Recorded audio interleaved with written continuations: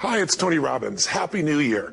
Listen, how's your new year coming out so far? I know it's early. It's January 15th, and I thought I'd send you out this little video message because you know what that day means, don't you? January 15th is the cutoff. Statistics show that 95% of the people that actually made a New Year's resolution have already broken it by today. And that's if you even made a resolution. Now, if you're the exception to that, I'm thrilled for you, and I support you, and I say keep rocking it. But if you've missed, maybe I could drop you a quick little message or two here that can help you not only recover, but get way beyond just making some New Year's resolution and make some real lasting change in your life. I mean, think about it. Most people don't even make a resolution anymore. Why? Because they've made them from years and years and years, and they know they're not going to follow through. So after a while, who wants to disappoint yourself? Who wants to be upset with yourself? Why even bother to set a new standard for this year? You know it's going to be the same as last year. If you're the kind of person watching this right now and you've actually opened this email and you haven't shut me off already, then obviously that's not you. So the question is, what is it that makes us even want to make a resolution? I mean, it's an interesting question. Why is it at the beginning of a year we have this tradition, but it goes beyond tradition. It's something inside of us that makes us want to make things better.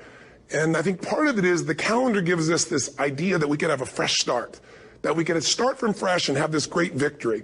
And it's really, the calendar itself is quite arbitrary. It's wonderful to use it, but if you didn't use it effectively, let's use the calendar to serve you today. Let's just see, what does it really take to make this thing happen? Because there's no denying that inside of you, the only thing that's going to make you happy in the year ahead and the decades ahead is going to be having you have an experience where on a regular basis, you feel like your life is making progress. If there's one thing I teach, and I want to remind you of it, it's really simple. Getting things is not going to make you happy. That's good news in a tough economy. It's a good reminder. It doesn't matter what you get. It doesn't matter whether it be money or opportunity. All those things might excite you for the moment. Even a relationship, as magnificent it may be, might be exciting for a while. But if you don't keep growing, that relationship isn't going to stay exciting. So the secret to real happiness is progress. Progress equals happiness. And if we can make progress on a regular basis, we feel alive. And that's why at the beginning of the year, we get this thing like, okay, I can have this fresh start. I could really do what my soul desires. I could expand. I could grow. I could improve. I could change. Or maybe better than change, I could progress. See, think about that. Progress is an aliveness to it, doesn't it? You don't have to work at changing. People say all the time now, well, I'm working on changing. Don't worry about it. You don't have to work on changing. Change is automatic. Your body's going to change whether you want it or not as the years go by. And no matter how hard you work, there's going to be some changes going on there. The economy is going to change no matter what you want it to do. The weather is going to change. Relationships are going to change. Everything in life is always changing. We don't have to work on change. Change is automatic, but progress is not. So if you want to make real progress, then you really got to look at your life in a different way. You got to say, I got to take control of this process and not just hope it's going to work out like people do who make a resolution. Because really, isn't that what they're really doing at the beginning of the year? They're saying, well, here's my resolutions for the year, and they really basically tell you their wishes. It's their wish list. It's what they hope it all comes together. And then they call it a resolution, but they don't know what a resolution is. When you resolve something, to have a resolution is to resolve it. When you've resolved, this is how it's going to be, that's when you cut off any possibility except the thing you've committed to. It's like the old adage, if you want to take the island, you burn the boats. Because when you burn those boats, there's no going back. You're going to find a way to make things work. And most people, they're stating what they hope will come together. And if it doesn't happen, then they're disappointed, but they're not too disappointed because they're not too vested. What does it take to successfully create a lasting change in your life? To not only have a New Year's resolution you follow through on, but really have a lasting change? Well, the first step for lasting change is very much like making a New Year's resolution. Fundamentally, it's the same. The first step is you got to have a vision for what it is you really, truly want. Not what you think you want or what you should have. I mean, what are most people's New Year's resolutions? I'm going to stop eating sugar. I'm going to stop smoking. I'm going to lose 10 pounds. The problem with that is it's not very inspiring for most people. It's not telling you what you're going to get. It's only what you're not going to do. And it's kind of hard to have you move forward with that. A vision is about what you're here to create. A vision that really works is one that excites you. If you say, well, my resolution, my goal, my outcome for this month, this week, this year is to lose X number of pounds, that's okay, but it's not very compelling. It has to be a compelling vision. It's got to have something that has the power to pull you, not something you have to push yourself to do. Those are two different kinds of motivation. Push requires willpower, and willpower never lasts. What will last is pull. Having something so exciting, so attractive, something you desire so much that you have a hard time going to sleep at night and you get so up early in the morning to rock it and take it to the next level. That's what you're looking to create. And that isn't easy to get. But one of the reasons we do seminars and events and we say, why do that? Why not just read a book or something? Is because when you get in an environment where you're with people that are being put in a peak state, like when you're going to a sporting event, if you watch a sporting event at home, it might have a certain level of excitement. But when you're in a stadium with 50,000 people, suddenly it has a whole different level of intensity. And we feel that. And the bottom line of our follow-through comes down to our emotional intensity. In a different state of mind, you're going to come up with a much better and a more exciting vision than if you're sitting on the couch going, okay, what are my new resolutions for this year? And you're doing it the morning after the new year has started and you're a little inebriated and the football game's on in the background.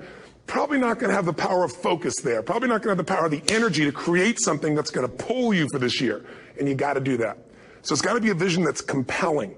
Something that it's going to be a gift to make sure that it happens.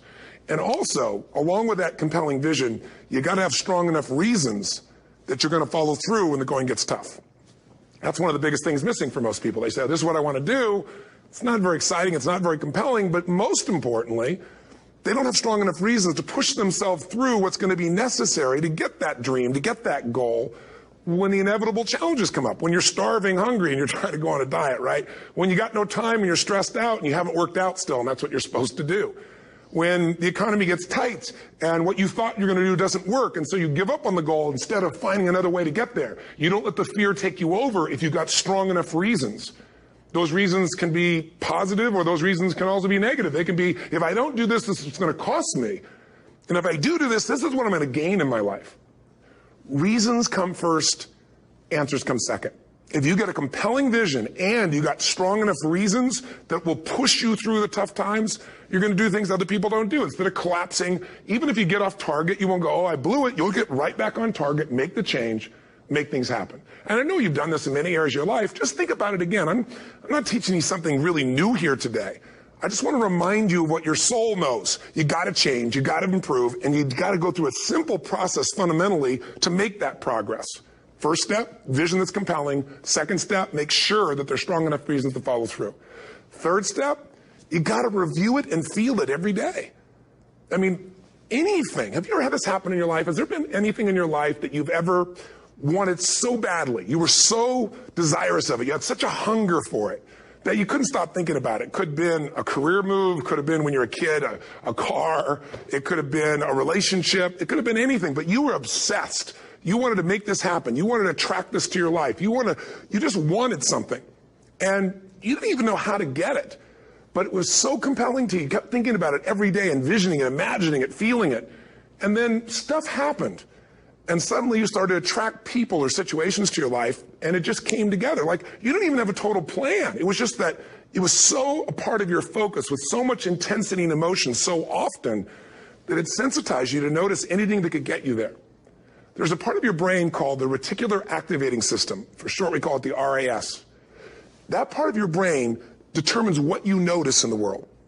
And it's really important because when you set a goal, when you get really clear on a vision and there's strong enough reasons and you review it enough and it becomes a part of you, that part of your brain says, anything that relates to this, I need to notice. It's like, did you ever buy a certain kind of car or maybe a certain outfit and suddenly you see that car everywhere, or those outfits everywhere? Well, you know, the cars were always around, but why do you see it now? Because your RAS knows this is important. This is part of my world now. Similarly, when you really get clear and it's compelling and you're reviewing it every day, you've got strong reasons and you're reviewing it every day and you're feeling it, the brain becomes incredibly acute at noticing anything to get you to move forward. And so that's the power of this. So, you know, what do people do with a New Year's resolution? They come up with something they kind of want. It's not a compelling vision. They don't really have strong enough reasons, and they never review it again until they notice that they broke what they said they really want to make happen, because they didn't really resolve. If you resolve, you got the vision, it's compelling, you review it daily, and you feel it, you envision it, and you experience it. Simple as it sounds. Now, ultimately, what is this really about? Ultimately, if you're going to have lasting change in anything, you're really talking about just raising your standards. I mean, I always tell people, if you want to know how to change your life, I give it to you in 3 words, boring as it sounds: raise your standards. And what does that mean? corny as it sounds. Raise your standards. Oh, thank you for the breakthrough thought, Tony. I'm glad I wasted my time watching this little email with you. But think about it.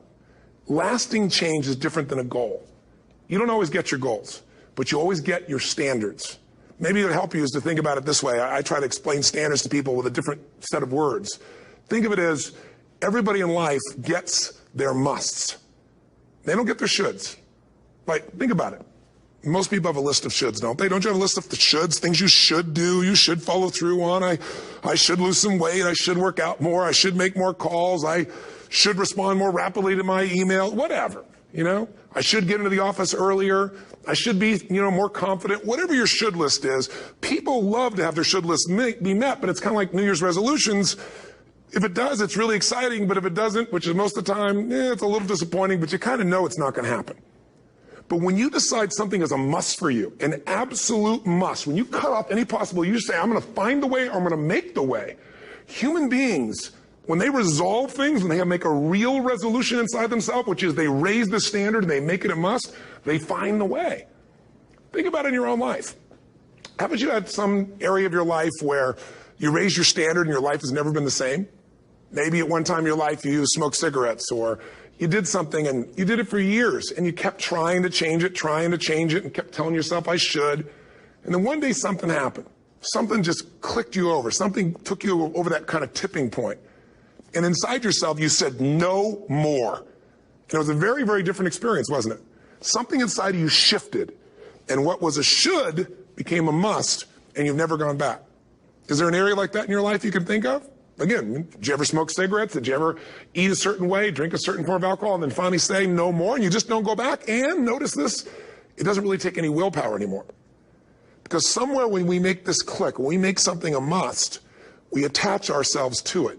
It becomes part of our identity. And one thing I've learned in the last, 33 years of working with people from now over 100 countries, 4 million people, is human beings absolutely follow through on who they believe they are. If you said to me, well, I'm really going to work hard to stop smoking, but, I've been a smoker my whole life, and I am a smoker. I know your days are numbered. You're going to be back smoking cigarettes again, because we all act consistent with who we believe we are. I tell people the strongest force in the whole human personality is this need to stay consistent with how we define ourselves. If you define yourself as somebody who is really conservative, you're not going to be crazy and act nuts unless you're really drunk or something, and then you can say it's the alcohol. When it's really just you finally getting permission to be yourself, the alcohol is your excuse. If you're a really crazy person, you act crazy, outrageous, playful. You don't act conservative because that's not who you are. Very often people say, well, I can't do that. I'm not that kind of person. And I always say to people, really, when did you define yourself?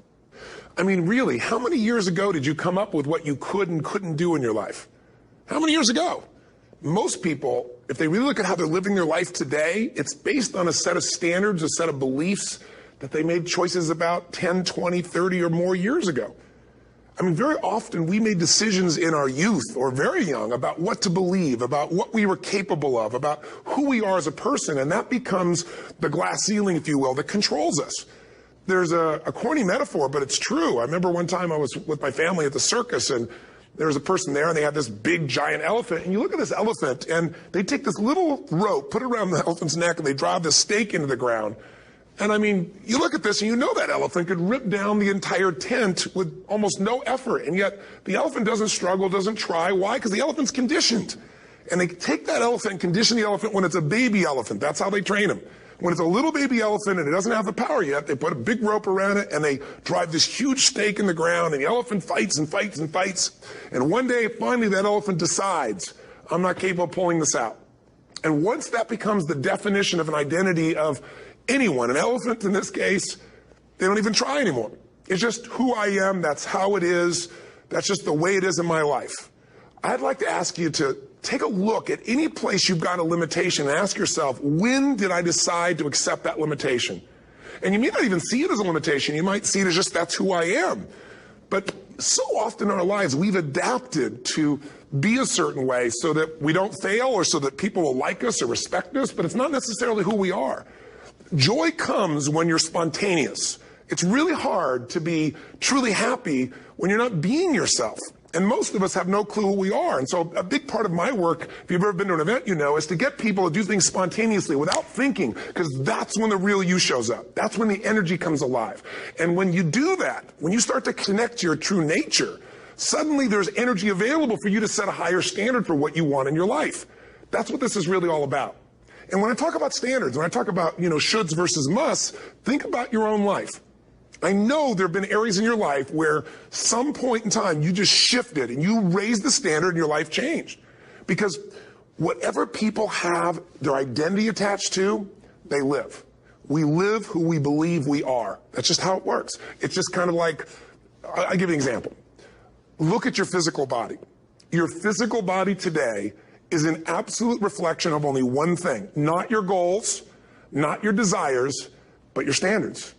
The identity you have for yourself. If your standard is you're an athlete, then there's a certain amount of strength, a muscle tone, and energy that's available in your body on a regular basis because that's who you are. And so you do whatever's necessary to maintain that identity.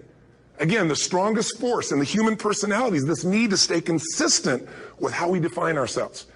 Because if you don't know who you are, you wouldn't know how to act. Once you lock in on that identity, your brain finds a way to keep you there. If you say, you know, man, I'm overweight, I've always been overweight, I'm big boned, and that's the story you got, then you're going to always find a way to get back there. That's your settling point. That's your identity. That's where things lock in. If you see somebody who's in really great shape, you ask them, do you work out? You know the answer. Yes. How often? And they'll tell you 3 times, 4 times, 5 times a week, whatever. In a seminar, I'll ask people, who here works out at least 5 days a week? And I'm stand up.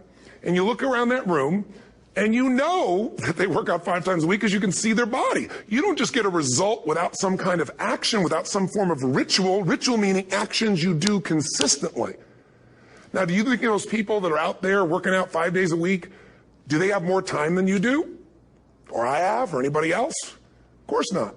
Is their life less busy? Of course not. It's just a must for them. They must work out that way, and they've made that turn and their life's changed. So I'm not saying you have to work out 5 days a week. I'm just saying whatever you really want, wants don't get met consistently. Standards do. Whatever you identify, this is who I am. And so it's not so much about changing your identity as there's expanding it. You know, deciding that, you know, instead of your goal is to lose 10 pounds, which is not compelling, what if your vision was to get back to my fighting weight?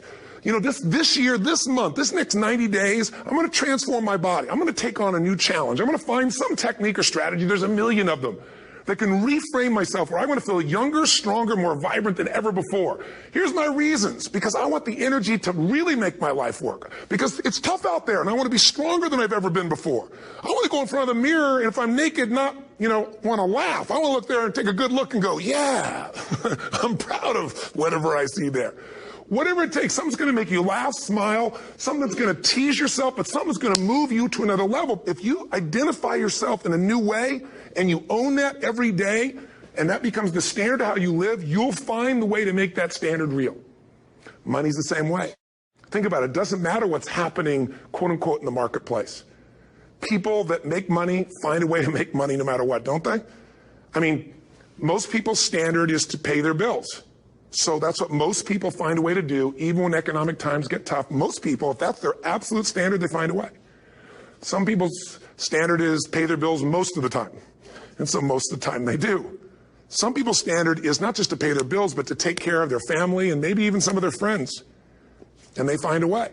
In fact, you know, some people may be in a family where they don't have enough money. They barely have money to pay their bills. They work their guts out.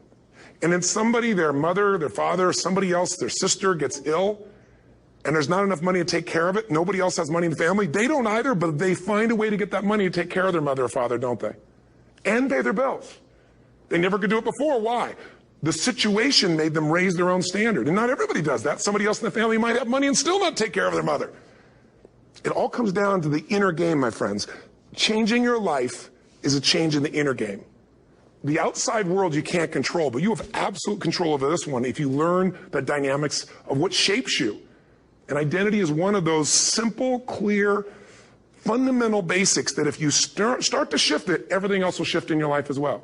Some people, by the way, have to have more than enough money to do what they want, when they want, where they want, with whomever they want, contribute the way they want. And if that's their must, they find a way. I know that sounds overly simplistic, but it's true. You know, somebody once said you could take all the money in the world out of the hands of everybody, out of all the wealthy people in the world who are really successful, give it to other people. It wouldn't take too long. Those people would have it back in their hands. It's not because they're manipulative. It's because they have a standard. Some are manipulative, don't get me wrong, but they've got a standard of what they're going to find a way to make happen. I'm just simply saying to you, take those 3 magic words and live them. Raise your standard. And if you really want to do it, then I'll tell you the most important secret. Have you ever done this? Have you ever told yourself you're raising your standard? Okay, I'm going to go make this happen. I'm going to go make this much money. I'm going to transform my kids. I'm going to create the ultimate relationship in my life. I'm going to transform my body, whatever it is.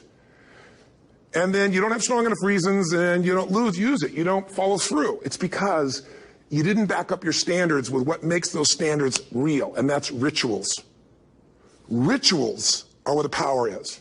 Whenever we do our Robbins results coaching, we say Robbins equals results, the way we get results with people, it's the same way if you listen to my Ultimate Edge program, or back in the old days, Personal Power, or if you went to one of my seminars. You know what I do is I take these huge challenges you got and we break them down into little bite-sized steps. Little things you do each day that after you do them, you get so much momentum that it's easy to succeed. You're not overwhelmed. You have these victory day after day after day on little things.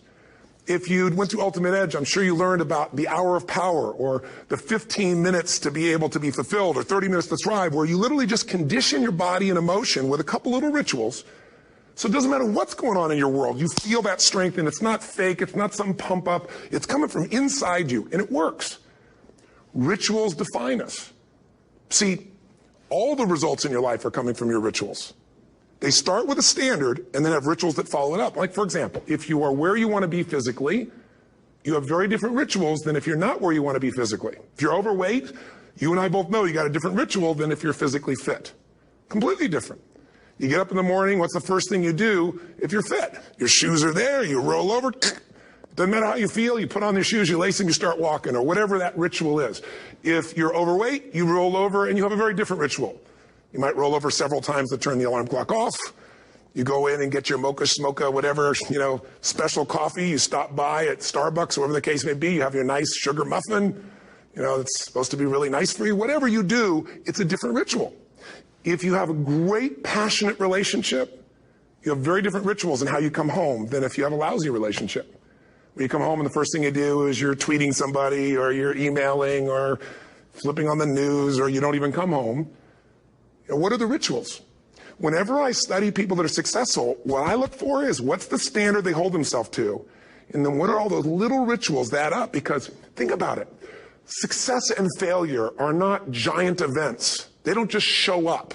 You don't just suddenly become successful or suddenly have this cataclysmic event that makes you fail. It may look that way, but failure comes from all the little things. It's failure to make the call. It's failure to check the books. It's failure to say, I'm sorry. It's failure to push yourself to do things physically that you don't want to do. And all those little failures day after day come together until one day some cataclysmic event happens and you blame that. That event happened because you missed all the little stuff. Do you agree with me? And success, by the way, is not some overnight event. It's all these little things.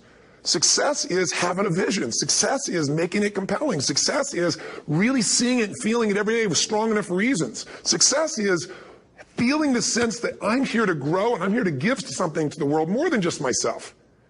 Success is caring about other people. Success is calling and saying, I love you in the middle of the day for no damn reason.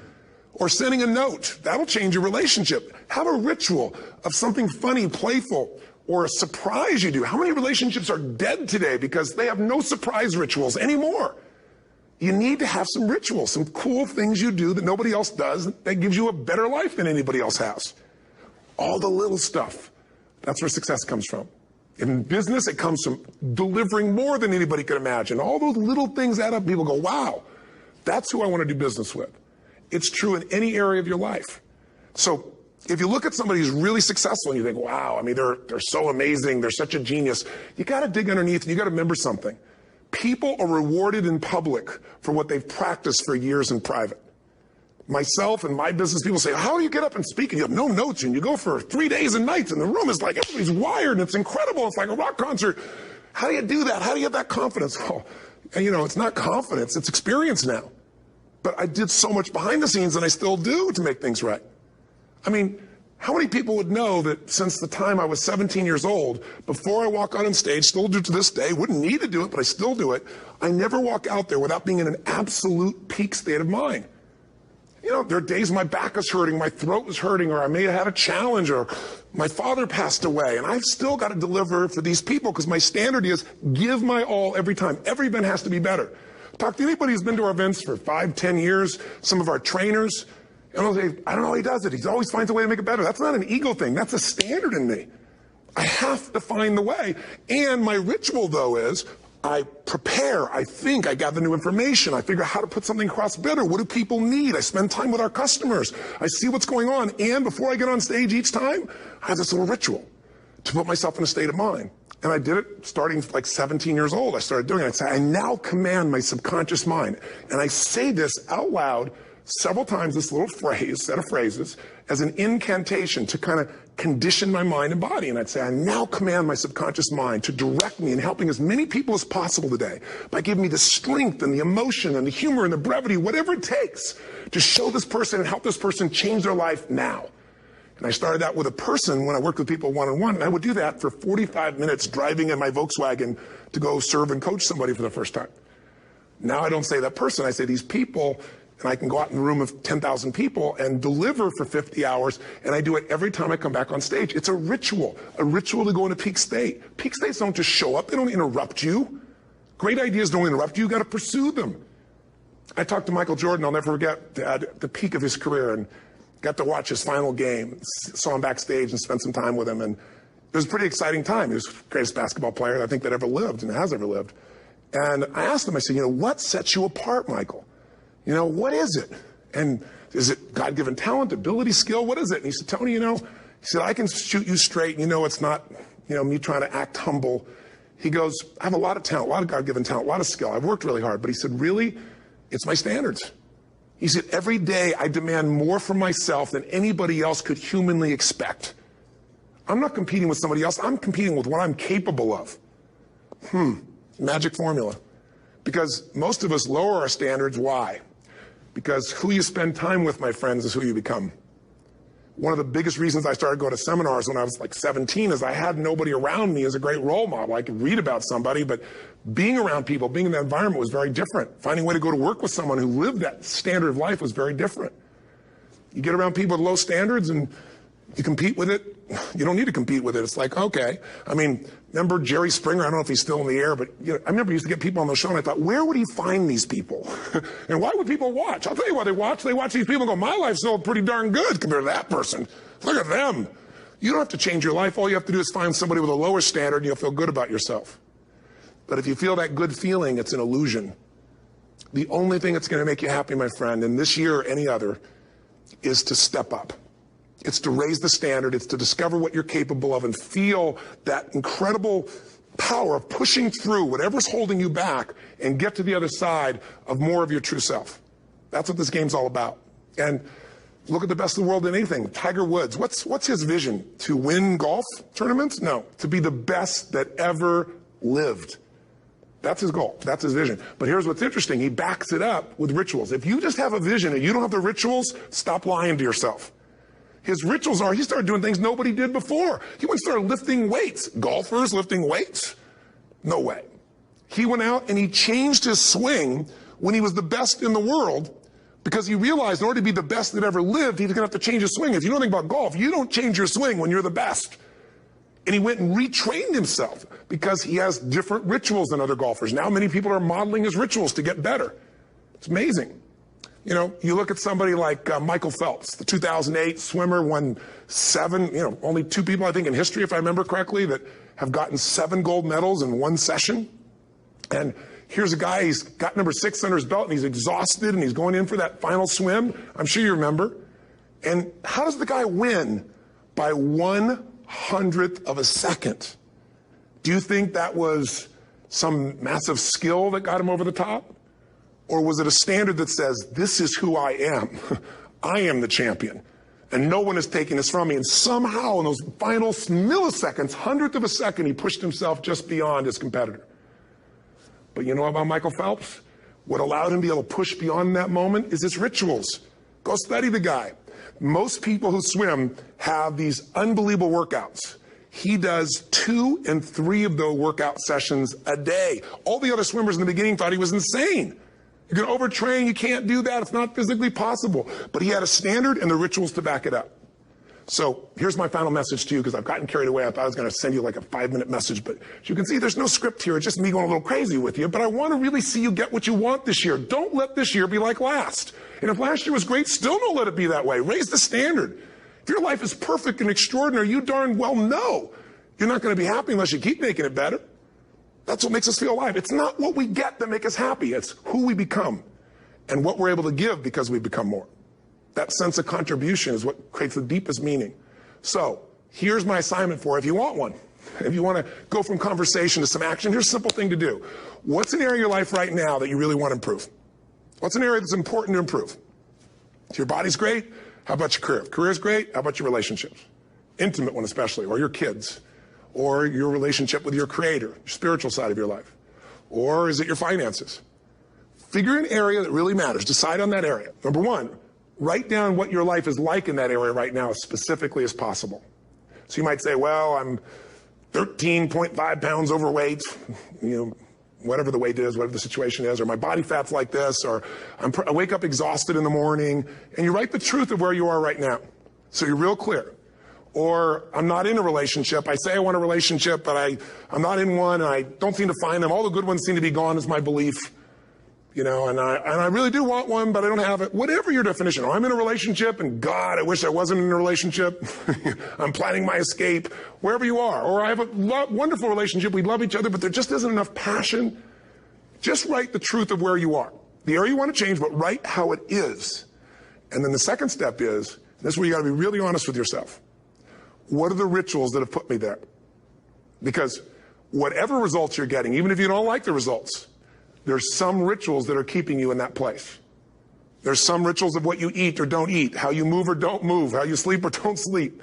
There's some rituals in the lack of variety or spice or energy or focus in an area. There's something you're doing, and it's usually not one thing, it's a bunch of little things that you kind of do consistently whenever you think about getting in a relationship, whenever you think about working out, whenever you think about money. You get yourself in a state of overwhelm. You start thinking about all the things you can't control. Just write down all the rituals you have, and then here's the third step. What do you want? What's your vision? And be really specific. I want to be my fighting weight. I want to be the strongest I've ever felt. I'm going to turn whatever it is, be specific.